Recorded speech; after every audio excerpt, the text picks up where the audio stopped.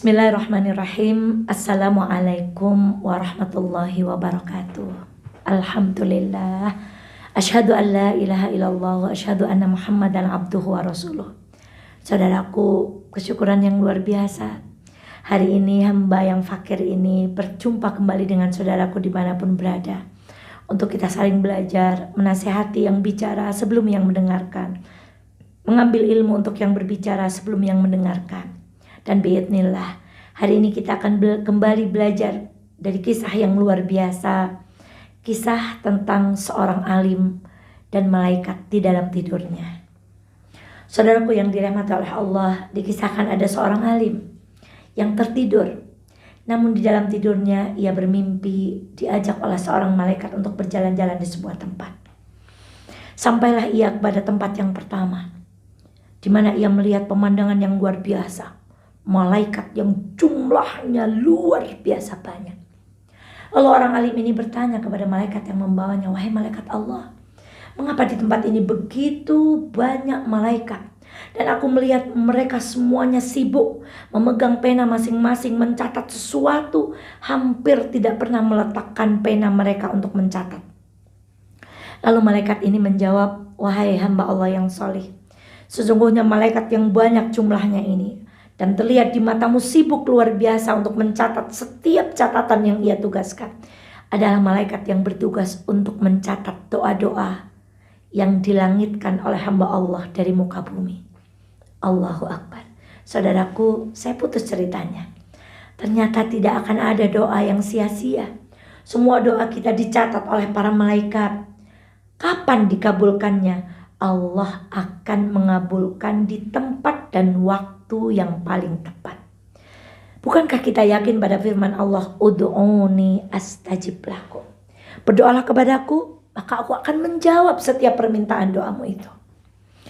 Jadi banyak malaikat yang Allah tugaskan untuk mencatat setiap permintaan kita. Setiap permintaan kita kepada jodoh, kepada anak, kepada keluarga yang sakinah, kepada harta yang diberkahi, kepada pekerjaan yang lancar, semua dicatat Allah. Lalu kadang kita sering terburu-buru bertanya, kapan dikabulkan ya Allah? Jawabannya, Allah akan mengabulkan di tempat dan waktu yang paling tepat. Kembali kepada kisah orang alim ini. Lalu ia diajak pergi ke tempat yang kedua oleh malaikat Allah.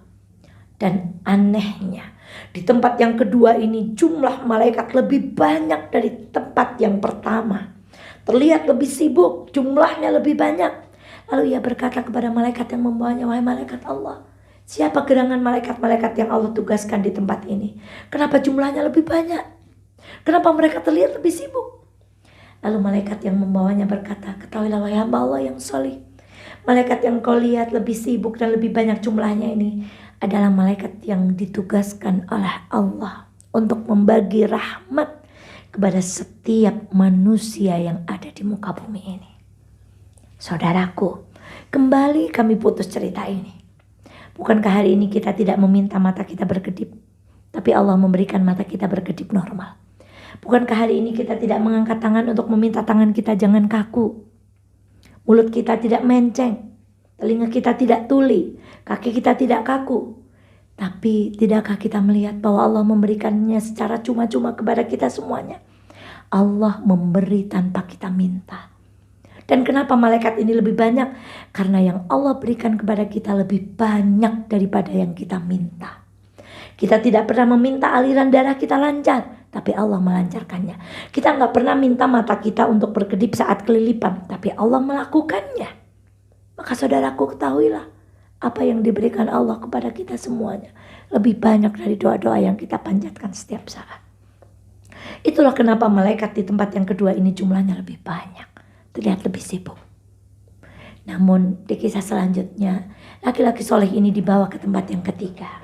Alangkah kagetnya. Di tempat yang ketiga ini terlihat sepi. Malaikat hanya beberapa. Sesekali mereka mengangkat pena dan sesekali mereka meletakkannya. Pemandangan ini membuat laki-laki soleh ini terheran. Lalu ia bertanya kepada malaikat yang membawanya, "Siapa malaikat Allah yang ditugaskan di tempat ini? Kenapa mereka terlihat begitu santai? Sesekali pena mereka angkat untuk menulis, sesekali mereka taruh. Bahkan kadang-kadang terlihat mereka sudah mengangkat penanya mau menuliskan sesuatu lalu dibatalkan. dijawab oleh malaikat yang membawanya, wahai hamba Allah yang soleh. Malaikat di tempat yang ketiga ini adalah malaikat yang Allah tugaskan untuk mencatat hamba Allah di muka bumi yang pandai bersyukur. Allahu Akbar. Ternyata orang yang pandai bersyukur jumlahnya sedikit. Dan Al-Quran telah mengatakan itu dengan jelas. Wa qalilum min ibadiyas syakur. Dan hanya sedikit dari hamba-hambaku yang pandai bersyukur tentang nikmat Allah. Saudaraku sekalian yang dirahmati Allah. Betapa banyak yang kita keluhkan. Betapa banyak yang kita adukan di sisi Allah Subhanahu wa taala. Kita lupa. Wa in ta'uddu ni'matallahi la tuhsuha. Ketika kita mau menghitung nikmat Allah, niscaya sekali-kali kita tidak akan dapat menghitung kenikmatan yang Allah berikan kepada kita. Maka mari, Ramadan bulan ini adalah Ramadan untuk kita berlatih menjadi seorang pribadi yang bernama Bu Syukur, Pak Syukur, Mbak Syukur, Mas Syukur. Kenapa? Kalau nama kita berganti syukur, apapun keadaan kita, yang keluar dari lisan kita adalah ucapan Alhamdulillah. Alhamdulillahi ala kulli hal, atau Alhamdulillahilladzi bini'matihi tatimmus shalihat. Sebagaimana seorang pengendara Pajero yang sedang melintas di jalan tol, yang ia melihat pemandangan luar biasa di tengah sawah. Ia melihat ada seorang petani yang sedang makan dengan keluarganya, lalu ia bergumam di dalam hatinya, enak betul ya jadi petani itu. Duduk di pinggir sawah dengan keluarganya, makan makanan yang sederhana. Tapi rasanya kok enak sekali ya. Tapi di tempat yang lain, petani yang sedang makan bersama dengan keluarganya ini pun memandang banyak mobil yang melintas di jalan tol.